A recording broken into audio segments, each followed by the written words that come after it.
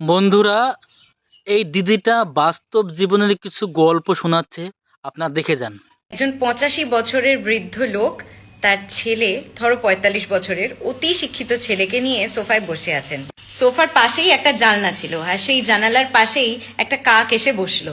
এবার যেই না জানলার পাশে এসে কাকটা বসেছে, এই বৃদ্ধ বয়স্ক লোকটি তার ছেলেকে জিজ্ঞেস করে, এটা কি?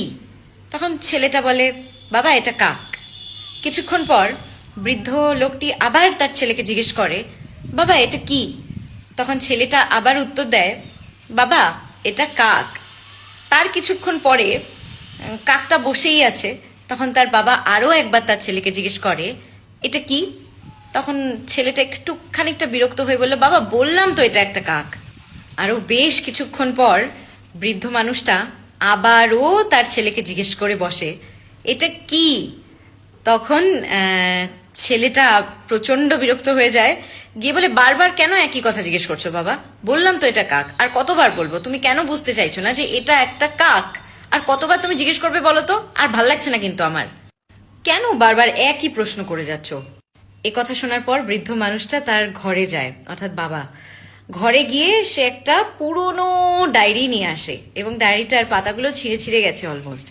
সেই পাতার থেকে, এবার সেই পুরনো ডায়েরির মধ্যে থেকে একটা ছেঁড়া ছেঁড়া পাতা সে পড়ে তার ছেলেকে শোনাতে থাকে।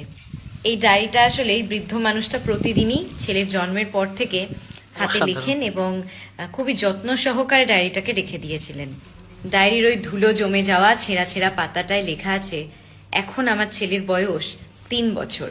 আজ ছেলেকে নিয়ে আমি সোফায় বসে জানলা দেখছি এবং ছেলেকে বাইরের গাছপালা পশু পাখি দেখাচ্ছি।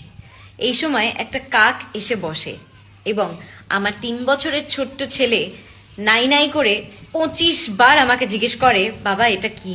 বাবা এটা কি? আর আমিও তাকে প্রচন্ড স্নেহ ভরে ভালোবেসে যত্ন করে 25 বারই ধৈর্য ধরে তাকে সুন্দর করে উত্তর দিই যে, বাবা এটাকে কাক বলে, এই পাখিটার নাম কাক।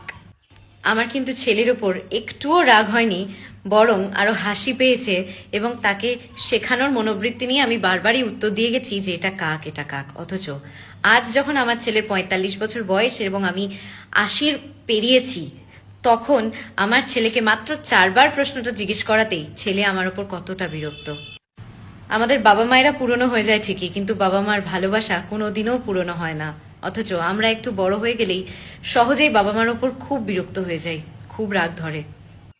তাই আমরা যতই বড় হয়ে যাই না কেন, আর বাবা মা যতই বুড়ো হয়ে যাক না কেন, ভালোবাসাটা একই একদম রকম থাক। সঠিক বলেছে দিদি ভাই, এটা বাস্তব জীবনেরই গল্প। ভিডিওটা একবার শেয়ার করে যান।